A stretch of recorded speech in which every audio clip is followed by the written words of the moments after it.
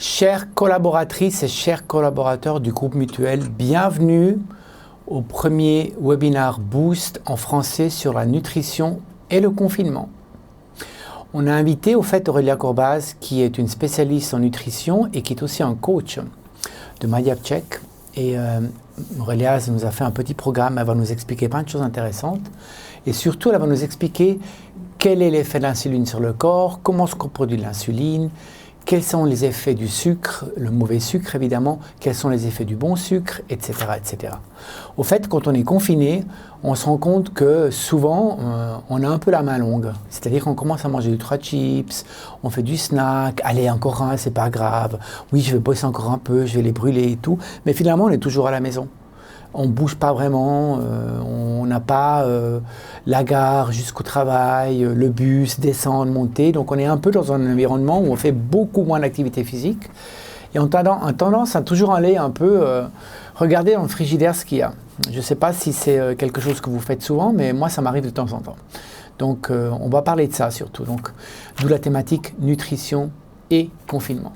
Bonjour Aurélia, comment vas-tu? Bonjour Claude, bonjour à tous, je vais bien, merci. Effectivement, aujourd'hui, je vais vous parler d'une alimentation saine à adapter pendant le confinement, parce que c'est vrai, très juste, comme tu as dit Claude, on a tendance pendant le confinement à grignoter à gauche, à droite, et on verra comment est-ce qu'on peut grignoter sainement, on va dire ça comme ça, manger sainement, éviter ces grignotages, et surtout, prévenir du risque d'une insulinodépendance ou justement d'une résistance à l'insuline.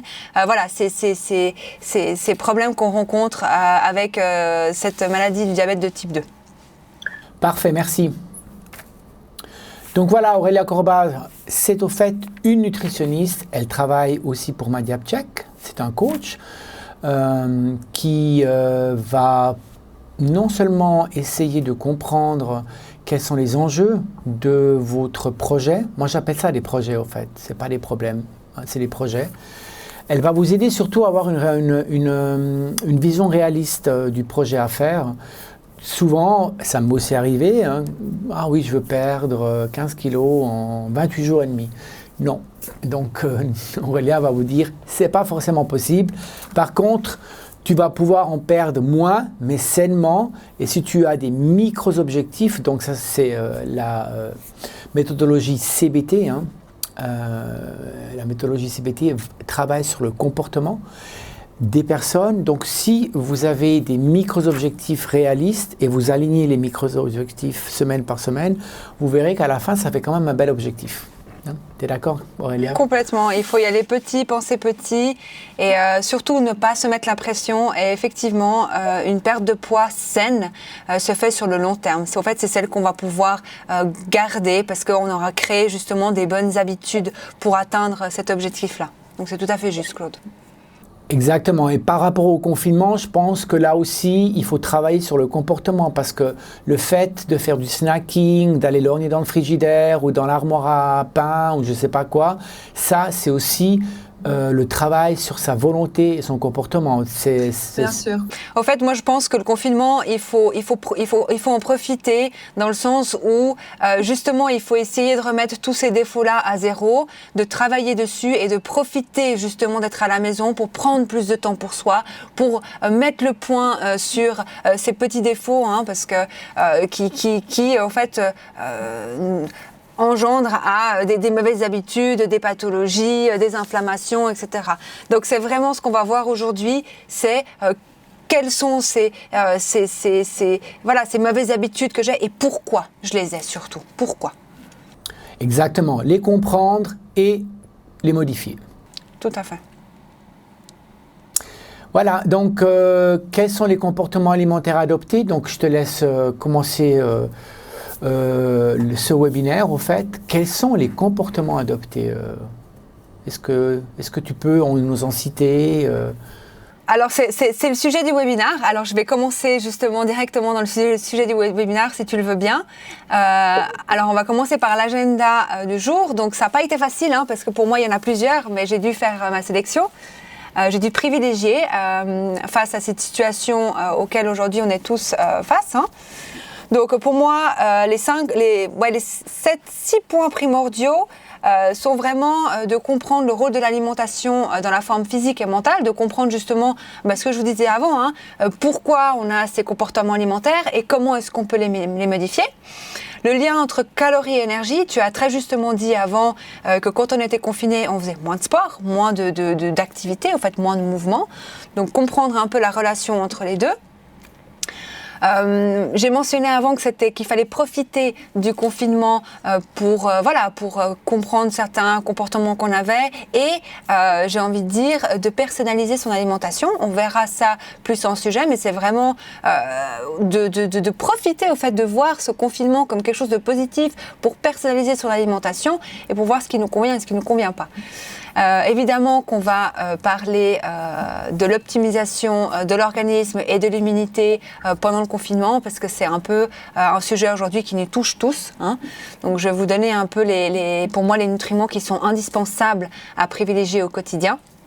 Les aliments qui nous font défaut, tu en as mentionné quelques-uns avant, donc très juste, les grignotages à gauche à droite et quels sont leurs impacts sur notre organisme, donc pourquoi est-ce qu'il faut les éviter, parce qu'on le sait. Enfin, vous le savez, mais vous ne le savez pas, ou alors vous le savez, mais vous le rangez au coin de votre tête parce qu'on n'a pas envie de le savoir.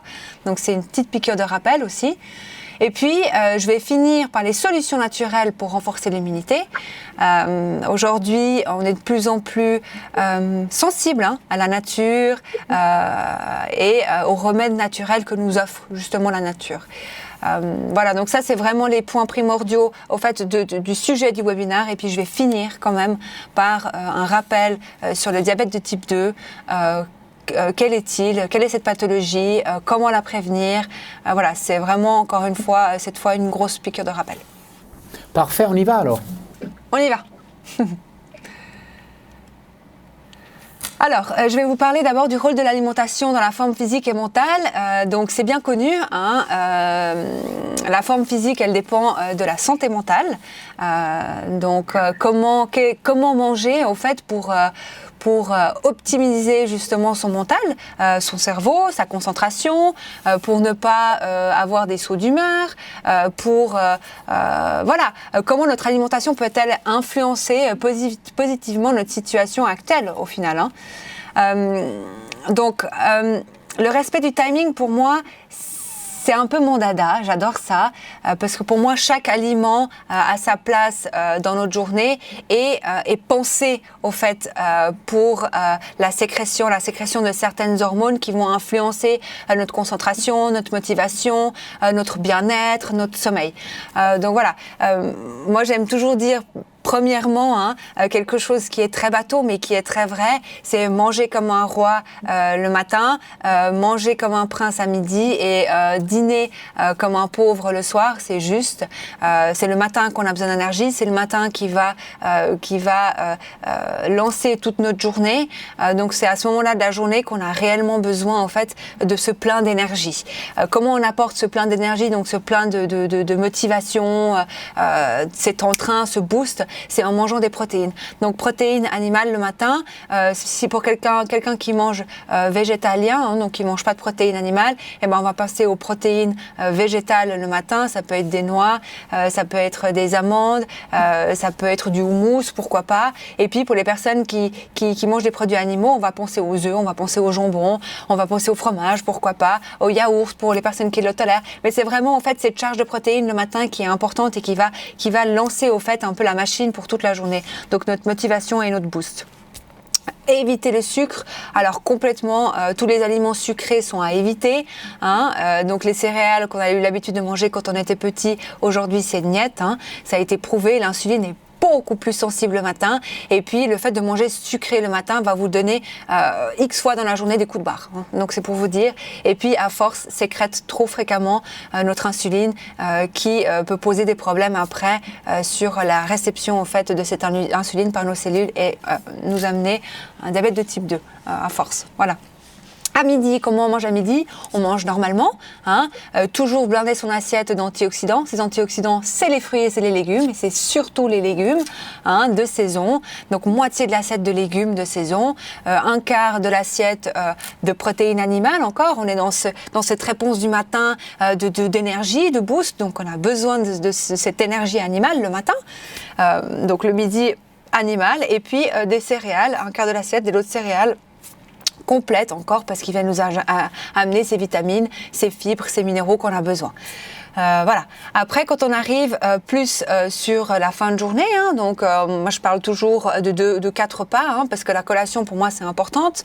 La collation et le repas du soir, là on va aller un peu plus doux. Donc rappelez-vous ce que je vous disais avant, manger comme un roi le matin, et plus on avance, plus on mange léger, avec des énergies un peu plus digestes, un peu plus légères. Et puis le fait d'amener justement des protéines plus végétales le soir, plus douces à digérer, et va nous sécréter des hormones que sont la sérotonine, pardon, j'avais perdu le mot, la sérotonine qui, elle, va amener la mélatonine. Donc la sérotonine, c'est l'hormone du bien-être, qui nous amène cet esprit un peu paisible et qui va sécréter naturellement la mélatonine qui est l'hormone du sommeil. Et le matin, pardon, je ne vous ai pas mentionné, c'est la dopamine qui va être sécrétée par les protéines animales. Les nutriments qui optimisent le pouvoir mental, alors c'est les antioxydants, je vous en ai parlé, les fruits et les légumes, les baies, le thé vert, ils améliorent en fait la longévité du cerveau, donc ils sont bénéfiques, il ne faut pas les oublier, et quand vous mangez de saison, ça viendra naturellement, en fait, ils sont naturellement présents. Les acides gras, donc les acides gras, donc les oméga 3, pardon, les poissons gras, les oléagineux, les huiles végétales, etc. Donc elles ont elles ont une énorme action anti-inflammatoire qu'on a besoin au quotidien, j'ai envie de vous dire. Et puis elles régénèrent aussi tout ce qui est toutes les cellules nerveuses, tout simplement. Donc on en a besoin et on n'en a pas assez. D'accord. Aurélia, j'ai une question par rapport au matin, le petit déjeuner. Au fait, le croissant, le pain au chocolat, allez, j'amène au bureau des croissants, ou alors à la maison en remote, je vais acheter des croissants avant de travailler le matin. Tu dis que tu tombes en espèce de dépendance de sucre si tu manges du sucre le matin, c'est ça? Oui, parce que alors... On ne parle pas juste de sucre ajouté dans les céréales, etc. On parle aussi de produits raffinés. Voilà, j'en parle un peu plus précisément dans une des vidéos du webinaire le sucre et diabète. Mais au fait, ces produits raffinés que sont les croissants, que sont les pains au chocolat, etc., c'est des farines blanches qui sont très appauvries en fibres. Donc, du coup, il n'y a que le sucre qui est présent. Donc, en plus du sucre, on a des acides gras saturés. Donc, voilà, ça crée un espèce de combo qui est très malsain, qui est très sucré. Donc, effectivement, j'ai envie de dire, pour vous faire plaisir une fois par semaine, pourquoi pas, parce que voilà, on fête quelque chose, ou même, j'ai envie de dire, une fois par mois, on fête quelque chose. Donc les croissants, c'est toujours bon de se faire plaisir, mais tous les jours au quotidien, non, c'est niet, vraiment. C'est beaucoup trop sucré. Retour à un petit déjeuner, soit asiatique, soit anglais, mais pas américain. Exactement. D'accord. Asiatique, alors oui, alors ça, c'est un des meilleurs. Après, c'est un des plus difficiles, je pense, à instaurer parce que c'est pas la même alimentation que nous. Moi, j'irais vraiment sur, effectivement, anglais. Alors oui, c'est des beans, c'est des saucisses, etc. C'est un peu trop de graisse. Pour moi, les petits déjeuners qu'on a instaurés à l'époque, que nos grands-mères mangeaient, c'était des œufs à la coque, c'était du bon pain complet avec des farines anciennes, avec du bon beurre au lait cru. Voilà, c'est vraiment une alimentation comme on avait à l'époque, au final. Ouais, d'accord. Ok. Donc j'étais sur les nutriments qui optimisent le pouvoir mental. Alors les antioxydants, je vous en ai parlé. Les oméga 3, je vous en ai parlé aussi. Après, vous avez les vitamines du groupe B qui sont présentes quasiment dans toutes les céréales complètes, dans le jaune d'œuf, dans les légumes, etc. Et ça, les vitamines du groupe B, donc toutes, elles sont indispensables pour la fonction cérébrale. Il n'y a pas d'autres. Voilà, je peux pas être plus claire là-dessus. Donc elles vont vraiment avoir un impact sur votre cerveau. Le fer, qui est extrêmement important pour l'oxygène dans notre corps, ce nutriment va améliorer la concentration. Donc voilà, là je pense surtout aux femmes qui sont en carence de fer. Pensez à vous faire tester au moins une fois par année et à checker votre ferritine, hein, vraiment. Et puis moi j'ai envie de vous dire, si elle est en dessous de 50, voilà, complémentez-vous. Aujourd'hui, vous pouvez prendre la spiruline, c'est sain. Je ne vais pas rentrer dans les détails, mais le fer, c'est indispensable et pour l'immunité et pour la concentration. Associé en plus à la vitamine C, c'est génial. Pas en complémentation, mais dans l'alimentation, le fer, on le trouve où? On le trouve dans la viande rouge, dans les légumineuses. Vous avez dans les algues aussi pour les végétariens. Et puis quand vous l'associez à des aliments qui sont riches en vitamine C, typiquement les agrumes, les baies, et ben vous avez une absorption qui est beaucoup plus optimisée. Beaucoup plus, elle est optimisée.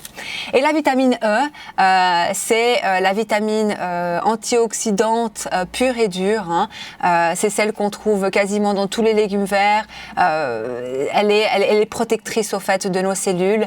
Elle va agir en prévention. Donc, à ne pas oublier aussi la vitamine E. Voilà. Ok, on va continuer. On va continuer. La forme physique donc dépend de la santé mentale. Donc là, je pense que j'ai vraiment fait le lien. Si vous mangez bien, vous allez du coup être plus performant et motivé à vouloir aussi faire quelque chose d'autre que rester sur le canapé. Hein. Le lien entre calories et énergie, alors ça c'est un point que j'aime bien discuter, que j'aime bien mettre en avant et discuter, parce qu'on a tous, beaucoup de mes clients voient les calories comme quelque chose de néfaste pour la santé, parce qu'on en a beaucoup trop parlé comme quelque chose, comme le dragon noir, hein, j'ai envie de dire, alors que les calories c'est simplement de l'énergie. Donc les calories c'est quoi? C'est de l'énergie que notre corps dépense au quotidien pour fonctionner, hein, pour faire battre notre cœur, circuler notre sang, pour digérer. Et puis, l'énergie peut être apportée aussi via les aliments, donc les calories. Donc, calories, c'est de l'énergie, tout simplement. Donc, ne pas voir ça comme la bête noire, s'il vous plaît. C'est simplement de l'énergie, et quand on mange des bons aliments, on amène des bonnes calories à notre organisme. On va faire quand même la différence entre les calories pleines et les calories vides. Les calories pleines sont indispensable pour l'organisme, parce qu'on amène de la matière à notre organisme pour pouvoir travailler, pour pouvoir éliminer, pour pouvoir fonctionner, tout simplement. Alors, pour arriver un peu plus en détail sur justement ces calories ingérées, je vais quand même vous expliquer ce que c'est le métabolisme. Donc le métabolisme, donc c'est l'énergie que notre corps dépense au quotidien, hein, sans rien faire.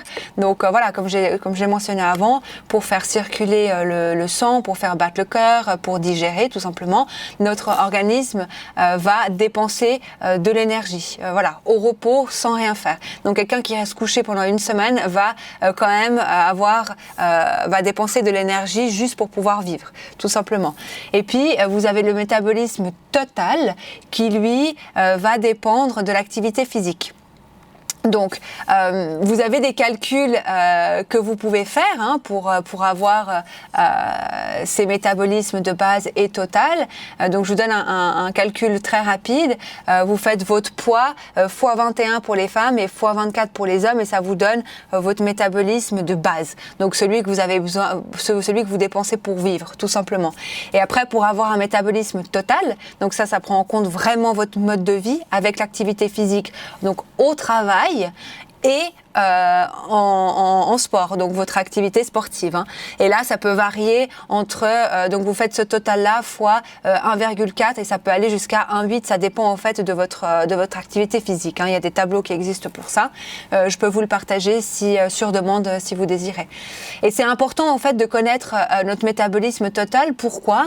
Parce que généralement, on devrait manger en balance, en fait, à équilibre. Ça veut dire qu'on devrait apporter en termes d'alimentation le même nombre de calories, donc d'énergie qu'on dépense au total. Et puis comme ça, vous avez une balance qui est équilibrée et qui est saine, tout simplement. Donc la balance que je vous ai présentée là sur le schéma, là vous avez le contraire, donc vous avez quelqu'un, en fait vous avez le contraire, donc vous avez forcément soit une prise de poids, soit une perte de poids, et on veut ni l'un ni l'autre, hein, parce que quand vous êtes à équilibre, si nécessaire, hein, si vous êtes si vous avez un poids qui est trop conséquent, naturellement votre corps va perdre du poids. C'est par rapport à votre santé. En fait, quand vous avez une balance et équilibre, vous avez la santé, tout simplement. On fait un récap de mathématiques. Oui. Donc, je pèse 78 kilos. Je fais x 21 et j'ai mon métabolisme de base, correct? Non, alors toi non, parce que tu es un homme, donc c'est x 24. Ah, pardon. Ok, oui, alors, disons femme x 21, homme x 24. x 24. Ça, c'est vraiment la formule simplifiée, hein, parce que la vraie formule, elle s'appelle Harris-Benedict et elle est longue comme ça. Hein. Donc là, c'est vraiment simple. D'accord. Et après, je fais x 1,8 pour donner le métabolisme au fait total, qui est mon métabolisme de la journée, qui va me donner une espèce de consommation calorifique de la journée. C'est juste? Ouais, alors c'est juste, ça c'est vraiment très raccourci. Au fait, le 1,8, ça va être, ça varie entre 1,4 et 1,8 en fonction en fait de ta dépense. Ça veut dire quoi? Ça veut dire que ça prend et ton activité physique, donc physique entre guillemets, hein, pour aller au travail. Donc ça veut dire que si tu restes assis toute la journée à rien faire, que tu as un travail du bureau, tu vas faire x1,2 pour une femme et x1,4 pour un homme. Par contre, plus tu montes, plus tu peux monter au fait ton activité physique au travail. Et puis c'est la même chose avec l'activité sportive. Ça veut dire que si tu es sédentaire, tu vas rester à 1,2. Et puis si tu fais 3 fois par semaine, tu vas peut-être monter à 1,6. Et si tu fais X fois par semaine, donc beaucoup plus que 3 fois par semaine, tu peux monter à 1,8. Donc c'est vraiment, ça dépend en fait de ton activité physique globale. Parfait. Merci.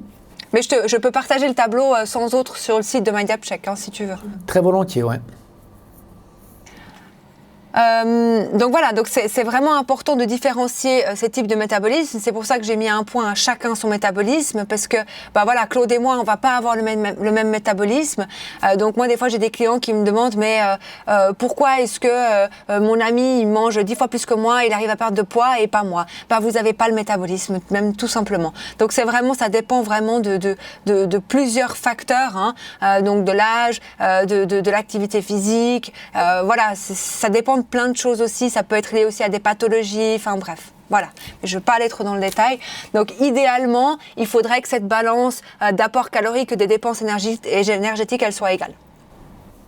D'accord, on continue.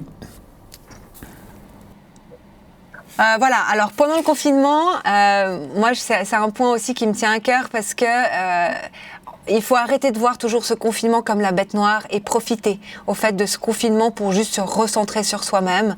Moi, j'ai assez tendance à voir le côté positif des choses parce que c'est comme ça, je pense qu'on avance mieux dans la vie, pour tout. Hein. Donc, regardez ce côté positif et puis replongez-vous dans votre alimentation. Regardez ce qui vous convient, ce qui vous convient pas. Enlevez les préjugés alimentaires et puis fiez-vous vraiment à ce qui vous convient à vous. Et puis préjugés alimentaires, j'ai envie de dire, il y en a tellement. Les graisses font grossir, les œufs sont mauvais pour la santé parce que c'est mauvais pour le cholestérol. On l'entend encore, celle-là. Je saute des repas parce que ça me fait perdre du poids. Bref, tout ça, c'est faux. Ça dépend vraiment de vous. Vous avez votre alimentation à vous, elle vous est propre. Vous n'allez pas avoir la même que votre maman, que votre femme, que votre mari. Il faut vraiment essayer de vous recentrer sur votre propre alimentation à vous. Et comment faire ça ? Alors, déjà, prenez en compte votre histoire. Hein. Vous avez votre éducation, vous avez vos aliments qui sont liés à des souvenirs émotionnels. Mettez le doigt dessus. Par exemple, quelqu'un qui va aller grignoter du chocolat X fois dans la journée ou grignoter des madeleines, je l'ai entendu ça. C'est lié à l'émotionnel. Donc, essayez juste de vous recentrer sur ces aliments-là. Pourquoi pas fermer les yeux quand vous mangez un aliment et puis regardez les images que vous voyez et ça vous permet au fait de mettre le doigt sur certaines choses. Donc moi, je fais faire des exercices comme ça à mes clients ou tout simplement, quand vous avez envie d'aller manger cet aliment, notez. Dans un petit carnet ce qui vous passe dans la tête. C'est comme ça qu'on arrive réellement à percevoir ce qui est comment nos aliments sont liés au fait à l'émotionnel. On a des souvenirs qui sont liés à ces aliments-là et c'est bien de mettre le doigt dessus. Je poserai une question, tu sais, souvent on dit, généralement, on ne réalise pas ce qu'on mange. Quand tu travailles, tu cours, tu vas à gauche, à droite et tout, tu prends un sandwich, tu le manges, mais tu n'as pas la notion de la saveur. Donc c'est un peu. Tu prends pas conscience. Voilà, donc c'est le conseil que tu donnes au fait, profiter. Au fait, c'est même pas un confinement vu qu'on est en home office, mais au fait, on peut quand même sortir. Les restaurants sont fermés partiellement ou pas, mais voilà, ce que tu dis, c'est de retourner et de découvrir la saveur des aliments. Alors ça c'est un deuxième point. Le premier effectivement c'était justement tout ce qui est émotionnel, donc grignotage et tout, d'essayer de mettre un point dessus et de comprendre pourquoi on les a déjà comme ça. Donc ça c'est une première astuce. Et effectivement de réellement prendre conscience qu'on mange. C'est juste Claude. Aujourd'hui on a perdu cette conscience-là parce qu'on mange, parce qu'on doit manger. Mais est-ce qu'on a faim déjà ? Est-ce qu'on mange, quand on mange, est-ce qu'on a faim ou c'est juste parce qu'il est midi et que c'est la pause et que voilà, je dois manger en vitesse parce que après j'ai une réunion, donc je mange hop, vite un sandwich, j'ai même pas réalisé que j'ai mangé. Donc ça c'est juste, hein, donc de vraiment de regarder son assiette et de se dire bah voilà ce que j'ai dans mon assiette, de mâcher, j'ai envie de dire. Aujourd'hui, on ne mâche pas. Combien de fois j'entends j'ai des ballonnements, j'ai mal au ventre, mais est-ce que vous mâchez ? Est-ce que votre estomac a des dents ? Mais non, l'estomac, il n'a pas de dents. Donc, il faut mâcher, prendre conscience de... Moi, je dis toujours mâcher entre on va commencer par 20 fois, hein, ça peut monter jusqu'à 50 fois. Mais vraiment, voilà, prendre conscience qu'on mange, bien mâcher, et puis pas manger par habitude, mais manger parce qu'on a faim, tout simplement. Donc, est-ce que déjà, profiter du temps à la maison pour se recentrer aussi sur ses sensations alimentaires. Qu'est-ce que c'est la faim ? Quels sont mes symptômes de faim ? J'ai mal à la tête, je suis grincheux, j'ai le ventre qui gargouille. Et puis, quand est-ce que j'arrive à satiété ? La satiété, c'est justement quand on n'a plus faim. Déjà, il faut manger lentement, il faut mâcher pour pouvoir sentir la satiété. Et puis, quand on entend cette petite voix qui dit « là, j'ai plus faim », il faut s'arrêter. Et quand on mange comme ça, on mange par conscience, et puis on déborde jamais au fait. Donc on n'a quasiment jamais une prise de poids, parce qu'on mange en fonction. Ouais. Quelle est la longueur d'un repas pour toi au fait ? C'est quoi, 20 minutes, une demi-heure ? C'est 20 minutes. Généralement, on dit que c'est au moins minimum 20 minutes pour pouvoir réellement ressentir la sensation de satiété. Après, je suis bien consciente que quand on mange un sandwich, on ne va pas le manger en 20 minutes. Donc voilà, quand on mange un sandwich, c'est juste de bien mâcher, de bien déguster son sandwich, parce que ça arrive, hein, même si un sandwich X fois par semaine, c'est pas conseillé, mais voilà, de prendre son temps. Parfait, merci. Et la digestion dans tout ça, écoutez son corps. Hein. Si vous digérez pas un aliment, ça sert à rien de continuer. Mettez-le de côté et puis ne mélangez pas pendant X jours et puis réintégrez-le dans votre alimentation et puis regardez si vous le digérez parce que ça sert à rien de manger de la salade si on la digère pas. Voilà, donc vraiment prendre conscience, écouter son corps, etc. Sortir des moules et puis oser. Oser les lentilles, oser le sarrasin, goûter autre chose. Et puis pour ça, j'ai envie de vous dire, planifiez vos repas. Même si on est à la maison, justement profitez d'être à la maison pour prendre un calendrier. Là j'ai un exemple du meal plan en dessous. Prendre un calendrier et dire voilà, cette semaine je prends les enfants autour de la table ou mon conjoint ou mon mari et puis on prévoit les repas et on essaye autre chose.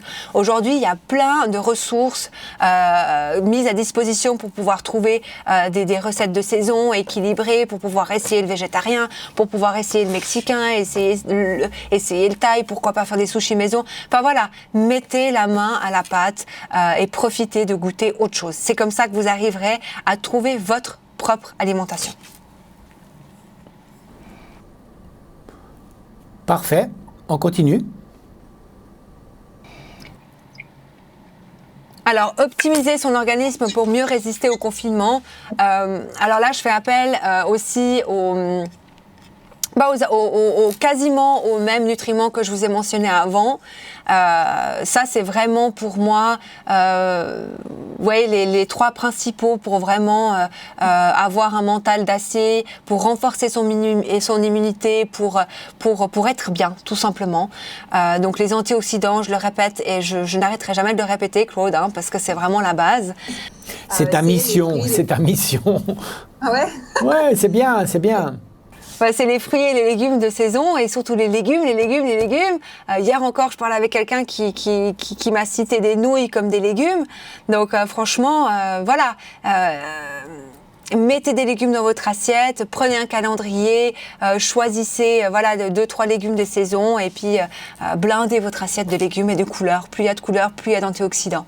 Voilà. Donc et même vous les trouvez aussi ces antioxydants dans le chocolat noir, hein, si ça peut rassurer, dans le bon café. Non pas que je conseille de boire du café, de boire X café par jour, hein, mais quand vous buvez du vrai café, hein, des vrais grains qui ont été bien traités, c'est la même chose que pour les aliments, et ben vous bénéficiez au fait de ces antioxydants parce que le grain de café c'est très riche en antioxydants. Et puis quand on boit du vrai café, généralement on n'a plus envie d'autre café derrière parce qu'on a eu sa dose. J'ai une question par rapport à ça. Les antioxydants, on parle de quoi? On parle de sélénium, on parle de phosphore, on parle de quoi? Les antioxydants, c'est des petites molécules au fait qui viennent éviter les radicaux libres en fait dans nos cellules. Donc elles viennent nourrir nos cellules. D'accord. Donc c'est un parapluie. Je peux te dire les noms, hein, mais les noms sont un peu, c'est un peu barbare. Enfin c'est pas barbare, mais c'est voilà. C'est des noms qui sont complexes, mais c'est des molécules au fait qui viennent, entre guillemets, nourrir nos cellules et éviter justement les radicaux libres. D'accord. Voilà.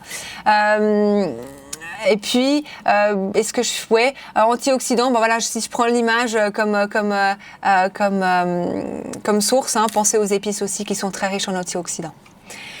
Les oméga 3, donc les oméga 3 sont des graisses, sont des bonnes graisses polyinsaturées, donc c'est des lipides qui sont polyinsaturés et puis qui sont indispensables pour leur côté anti-inflammatoire et protecteur de l'immunité. Excusez-moi. Donc les oméga 3, on les trouve dans tous les poissons gras, donc saumon, thon, vraiment à minimiser leur consommation, parce que ça reste quand même des poissons qui sont très très consommés, donc forcément, l'élevage est un peu plus dense et un peu plus forcé que les petits poissons de mer froide comme les sardines, les maquereaux, les anchois. On a tendance à penser qu'on n'aime pas ces petits poissons parce qu'ils sont forts, mais ils sont excellents pour la santé et très faciles à ajouter dans des plats de dernière minute à la maison. Et oui, vous pouvez les consommer en conserve.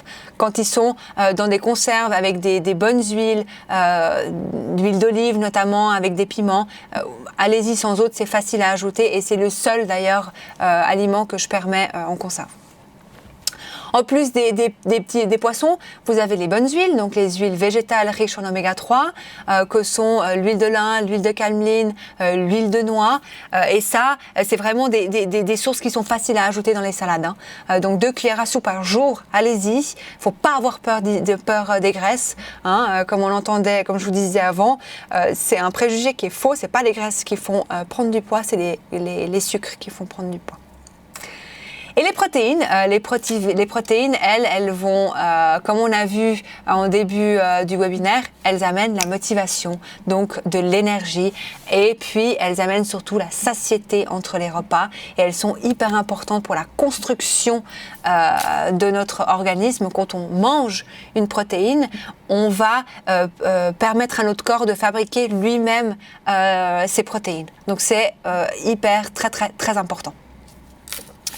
Et je vais finir par la pause glucidique. La pause glucidique, elle est importante. Pourquoi? Parce que c'est à ce moment-là de la journée qu'on va sécréter la sérotonine.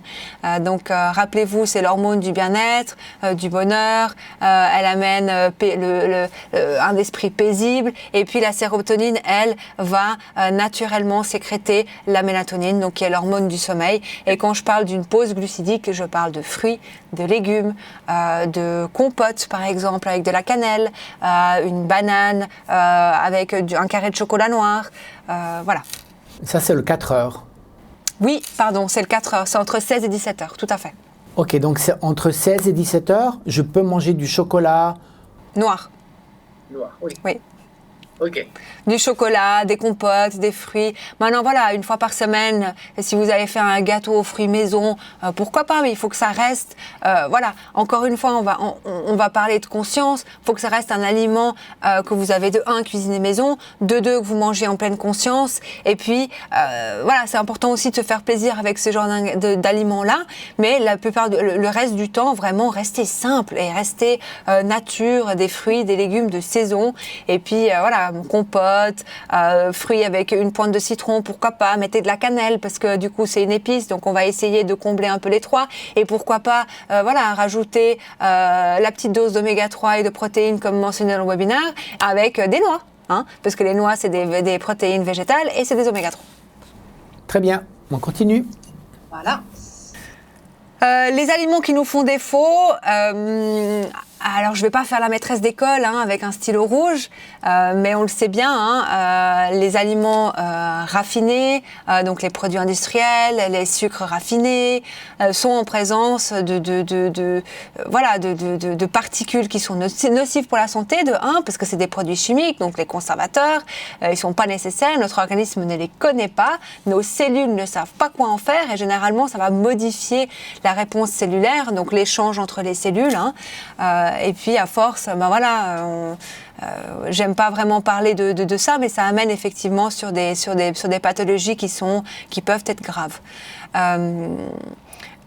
Les acides gras de mauvaise qualité, surtout les acides gras trans, donc les acides gras qui sont transformés, elles vont être néfastes, pareil, vont créer de l'inflammation comme le sucre raffiné, et les produits industriels à force créent de l'inflammation, une réponse cellulaire qui va être mauvaise. Les acides gras, il faut savoir que les acides gras dans notre alimentation, quand on amène des bons acides gras, peuvent venir faire modifier la membrane cellulaire de nos cellules, et donc faciliter ou rigidifier l'échange entre nos cellules. Donc c'est important d'apporter des bons acides gras pour justement permettre un bon échange entre nos cellules. Et puis les acides gras saturés, on le sait bien, ça vient se stocker là où il ne faut pas. Les boissons sucrées et l'alcool, viennent se stocker dans notre foie, viennent créer des foie gras, viennent faire monter l'insuline. Donc du coup, on sécrète beaucoup trop, on utilise beaucoup trop la fonction de notre pancréas, qui à force va se fatiguer. Et puis la réponse de l'insuline va être de plus en plus mauvaise. Donc on évite quand même d'en boire trop. Les boissons sucrées, c'est facile de rajouter. Pour remplacer les boissons sucrées, c'est facile de rajouter une petite rondelle de citron dans l'eau ou une rondelle d'orange et pourquoi pas de la menthe. Voilà, ça crée des saveurs qui sont naturelles et qui sont proches des boissons sucrées. Moi, celle que j'aimais beaucoup, notamment quand j'étais enceinte, c'était l'eau gazeuse avec... Donc l'eau gazeuse maison, avec une rondelle de citron vert écrasée avec de la menthe, et ça me faisait mon petit mojito maison sans alcool, donc c'était délicieux. Et puis c'est naturel et voilà, je veux dire, il n'y a pas de sucre ajouté, et ça ne m'amène aucun impact au fait sur ma santé. Voilà. Donc tous ces aliments-là, effectivement, ont clairement un impact sur notre sommeil. Donc elles vont déjà de 1... elles vont nous amener au fait une difficulté à s'endormir parce qu'elles vont nous amener des troubles. Et puis, logiquement, le sommeil, lui, en fait, un manque de sommeil, si vous voulez, quand on manque de sommeil, excusez-moi, j'ai un peu perdu le fil, donc je vais boire un peu d'eau. Le manque de sommeil va nous amener beaucoup plus vers ce genre d'aliments. Pourquoi ? Parce que notre organisme est fatigué et il cherche lui aussi, au fait, à tout simplement avoir des aliments qui sont faciles à digérer. En fait, il n'a pas envie de digérer. Il n'a pas envie de travailler. Donc, il veut avoir des aliments qui sont faciles. Les sucres, on n'a pas besoin de les digérer. Tout ce qui est raffiné, il n'y a pas de fibres, c'est pauvre, donc on n'a pas besoin de les digérer. Et puis, tout ce qui est acide gras trans ou acide gras saturé, ça vient nous réchauffer. Et puis, ça vient nous soutenir parce qu'on est fatigué.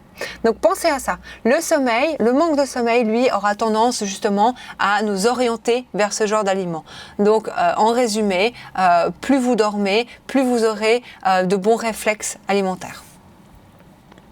Donc effectivement, toute cette alimentation vient inflammer notre organisme et amène sur des maladies chroniques. Aurélia, quel est le rôle au fait de la flore intestinale par rapport aux envies de sucre, aux envies de junk food? Alors, il faut savoir que la sérotonine dont je vous parlais avant, hein, cette fameuse sérotonine qui est l'hormone du bien-être et du plaisir, elle est fabriquée à plus de 70% dans notre intestin. Donc ça veut dire quoi? Donc ça veut dire que si on a une dysbiose intestinale, donc une inflammation intestinale, on va beaucoup moins sécréter cette hormone-là parce qu'elle est quasiment fabriquée au fait dans notre intestin. Donc on va beaucoup moins la produire. Qu'est-ce qui se passe quand on est en carence de sérotonine? Et ben quand on est en carence de sérotonine, on est en vie d'aller plonger vers le sucre, vers les boissons sucrées, vers les chocolats, etc. Pourquoi? Parce que c'est l'hormone du bien-être et du bonheur. Et puis dans notre cerveau lui, il connaît le bonheur et puis le bien-être en mangeant du sucre. Dans le webinaire que j'ai fait avec le sucre et le diabète, je parle beaucoup au fait du cerveau en tant qu'énorme consommateur de sucre. Pourquoi? Parce que c'est pour lui quand il a du sucre. Déjà le sucre c'est sa première source d'énergie. Hein. Donc quand vous êtes en manque de sérotonine, vous allez naturellement vous diriger vers ce genre de produit-là. D'accord, on continue.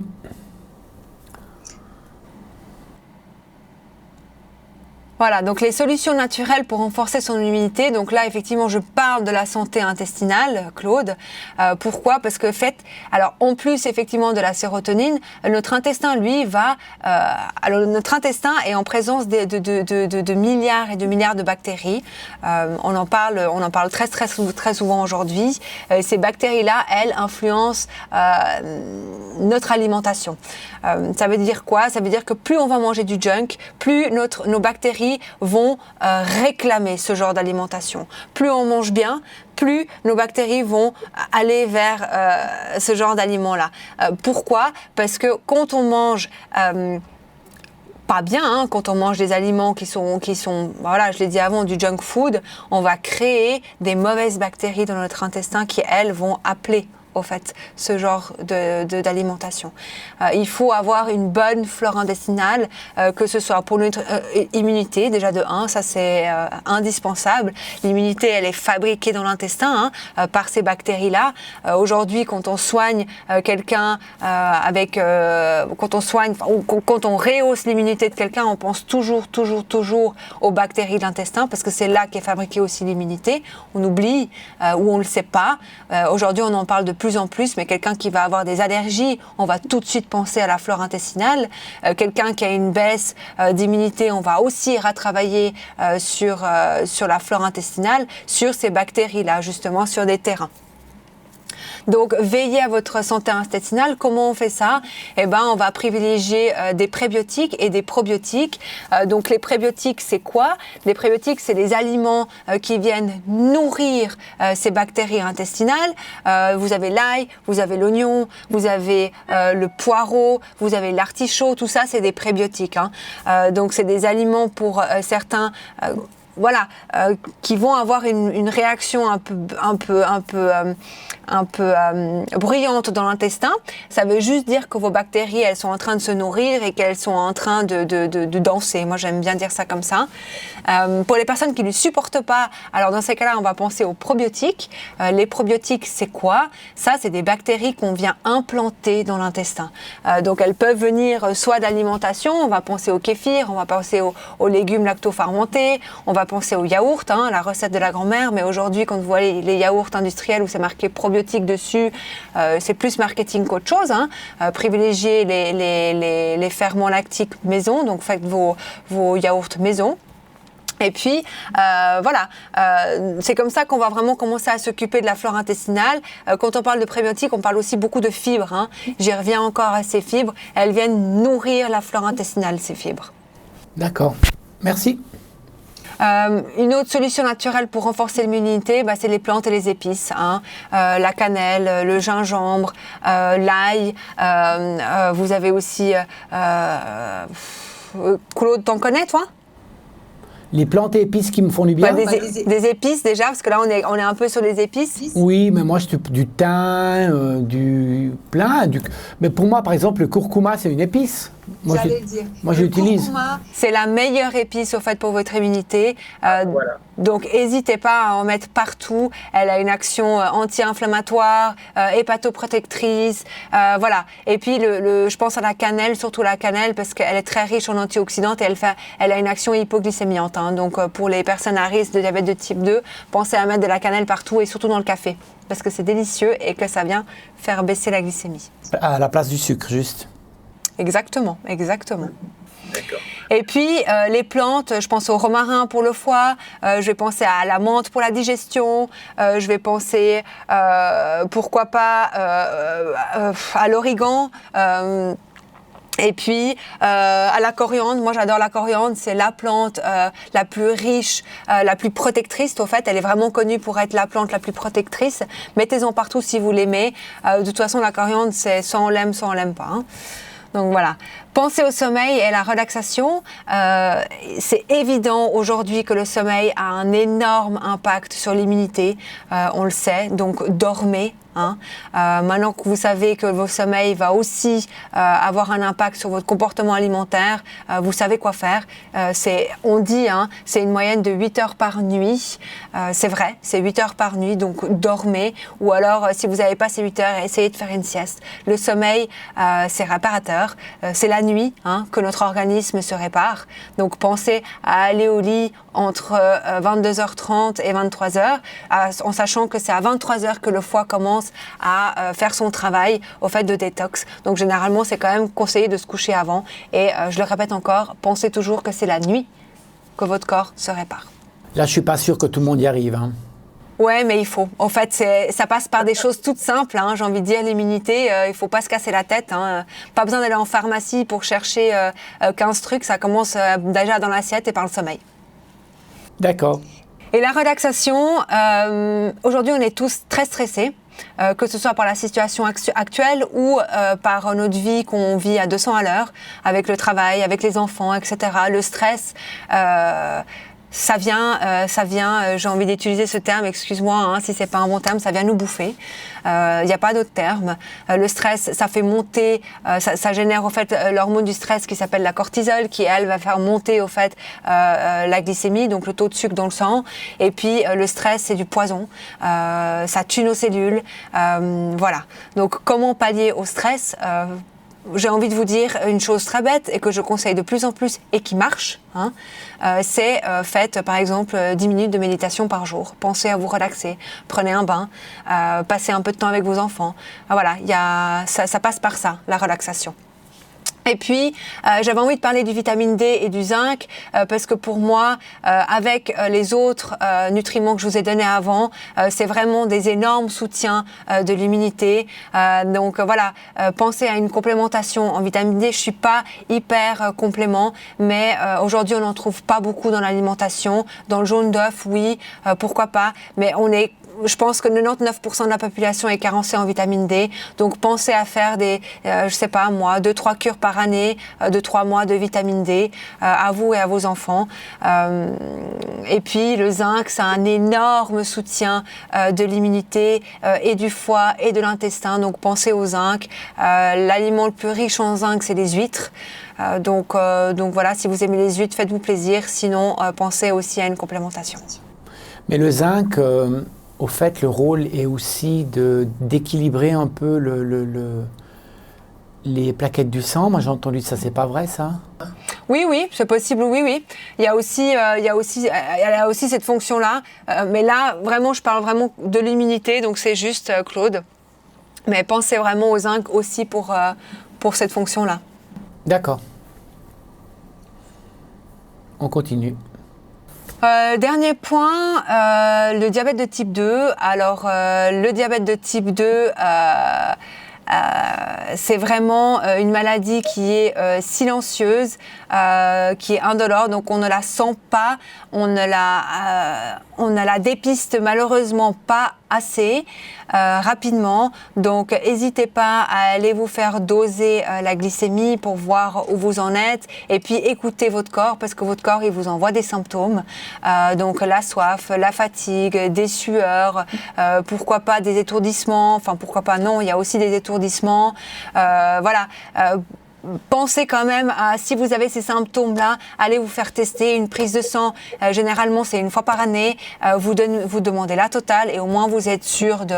Parce que n'oubliez pas que c'est une pathologie qui est de plus en plus présente. C'est une pathologie chronique qui touche de plus en plus les enfants. Donc même si vous allez vous faire tester les enfants, allez faire tester vos enfants.